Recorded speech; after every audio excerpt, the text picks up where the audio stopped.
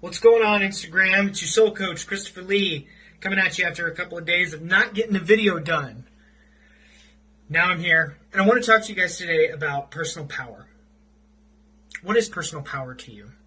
Take a second to just think about that. What does it mean? What does it evoke in you when you think about the words personal power?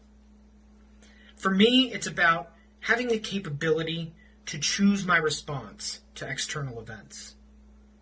Now, often we find ourselves in situations where we don't respond appropriately, or we respond in a reactionary way, or have an emotional response that makes us feel a little icky afterwards. How we get rid of that is we start to identify what personal power is and how it works. What are the dynamics of it in our life? I like to think of it as a well of energy that we have each and every day. And usually this is self-defined and finite. And what I mean by that is we define the limitations of how much power we really have. And each day we get up and we give away some of that power to each of the truths that we've accepted in life.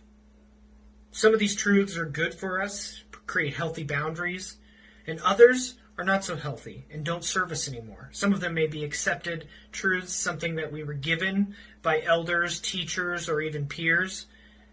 Some of those things that come to mind are like not worthy thoughts, like I'm not good enough or good looking enough to have the ideal mate, or I'll never have a better job because I'm just not smart enough. Things that limit us, self-limiting beliefs.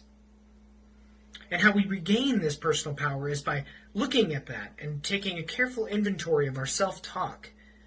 How are we treating ourselves, either on our inner monologue or with our words? And start to dissolve some of those negative truths, those negative contracts that we've signed, and reclaiming some of that personal power so that we can put it to better use. Because if there's one thing that I've learned, is that you can never achieve your passions or your purpose in this world or any world if you don't have enough personal power to put those things into effect.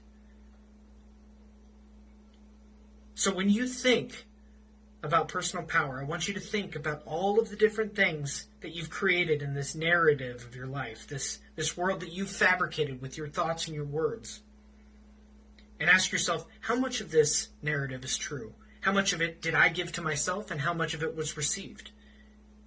If you can do that, then you can tap into an infinite resource. And that is how you can achieve passion or purpose in your life.